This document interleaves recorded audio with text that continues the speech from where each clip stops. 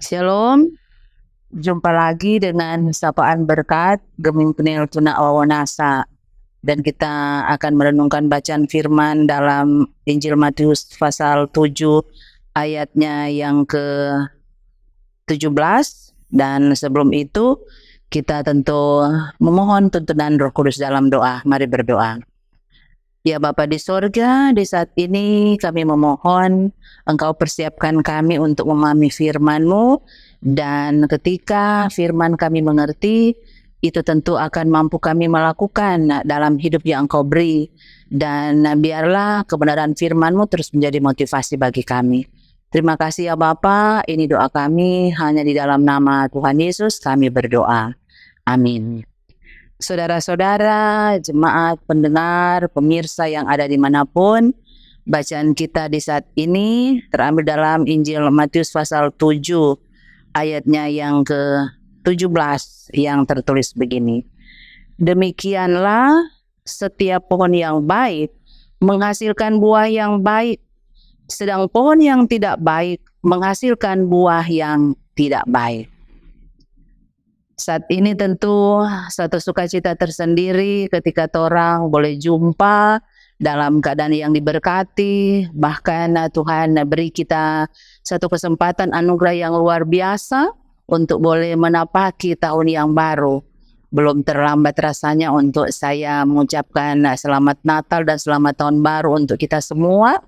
Dan tentu dengan memasuki tahun rahmat Tuhan, tahun yang baru ini, kita punya keyakinan untuk akan terus ada dalam pemberkatan Tuhan.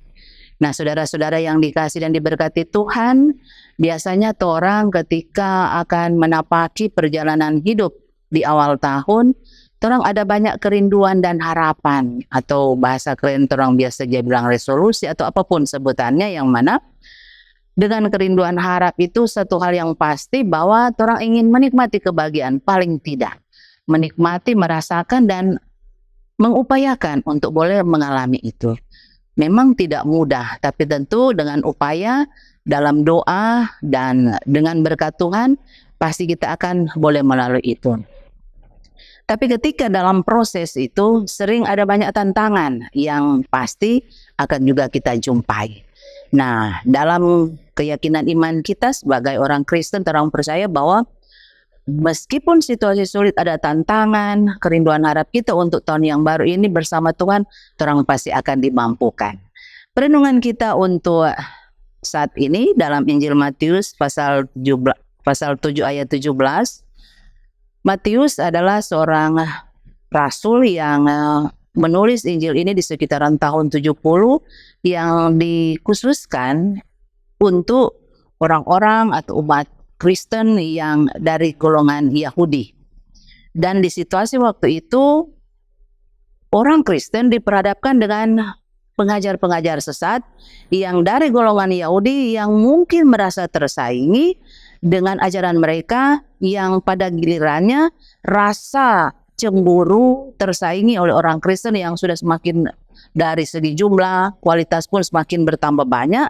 Maka mereka menyampaikan, bahkan menyatakan ajaran-ajaran sesat yang pada intinya tidak menerima Yesus sebagai Mesias atau anak Allah. Mana mungkin seorang manusia, anak seorang tukang kayu, bisa menjadi anak Allah? Itu sangat tidak bisa diterima mereka. Nah, ajaran inilah yang disebarkan dan sedikit menggoyahkan iman umat Kristen. Nah, Matius menulis Injil ini dalam satu tujuan untuk menyikapi, bahkan memberikan pembelaan untuk umat Kristen tidak goyah dengan berbagai ajaran sesat. Bahkan dari bacaan firman-Nya mau ditegaskan untuk umat memahami dan mengerti bahwa kan semuanya bisa dinilai, para pengajar itu dengan sikap perilaku mereka bisa dinilai dari karakter mereka. Benarkah pribadi mereka sesuai dengan ajaran mereka? Nah, ibarat pohon dinilai dari buahnya. Tidak ada pohon yang baik menghasilkan buah yang tidak baik. Sebaliknya pun tidak ada pohon yang tidak baik menghasilkan buah yang baik. Nah, seperti itu juga yang mau ditegaskan oleh penulis Injil Matius, supaya umat Kristen pun dalam hidup yang dijalani mampu menampakkan jati diri kekristenan, bahwa pengajaran tentang Injil Kristus, Yesus yang penuh kasih, itu bisa merasuki kehidupan sebagai orang Kristen, orang percaya, untuk berdampak, berbuah dalam kehidupan dimanapun, kemanapun mereka pergi dan berada, untuk tentu menghasilkan buah-buah yang baik sebagaimana perenungan kita. Nah, dalam hidup untuk kita menjalani tahun yang baru ini, tentu kita punya banyak kerinduan harap. Nah, marilah ada pembaruan diri, bahwa yang torang so lakukan tidak baik di tahun-tahun yang lalu, so lewat, torang tinggalkan dan baharui untuk di tahun yang baru ini. Ada kerinduan harap dan harus motivasi diri untuk pembaruan itu harus dari diri kita. Lebih baik lagi dalam bersikap, dalam bertutur, dalam berperilaku, supaya ketika orang menyaksikan kita, sikap perilaku kita kah, tutur kata kita kah, akan menjadi berkat bagi mereka. Mereka termotivasi dengan kata-kata kita mungkin. Mereka termotivasi dengan apa yang kita ucapkan, memberi semangat, kekuatan saat mereka dalam pergumulan. Bahkan ada sukacita karena kita penuh dengan kelemah lembutan dalam tutur kata, sikap perilaku, sehingga tanpa sadar kita mungkin bahkan tidak sadar perilaku kita jadi berkat bagi yang lain. Nah, biarlah memasuki tahun yang baru, bahkan di minggu berjalan ini, perenungan kita menjadi motivasi untuk saya dan saudara tentu ada pembaruan hidup, sikap, menghasilkan buah-buah yang baik sebagaimana dari bacaan firman ini, dan Tuhan Yesus pasti memberkati. Amin. Mari kita berdoa. Terima kasih Bapa, kami sungguh percaya kami termotivasi dari firman ini, dan biarlah Roh Kudus-Mu yang akan terus memampukan kami merubah sikap perilaku yang tidak baik, untuk melakukan yang berkenan kepadamu di awal tahun ini, bahkan di sepanjang tahun 2024, tahun rahmat-Mu bagi kami. Dan biarlah firman ini menjadi motivasi bagi kami pribadi, terus melakukan apa yang berkenan di hadapan Tuhan, di hari ini, minggu ini, bahkan di umur hidup yang Engkau beri kami jalani.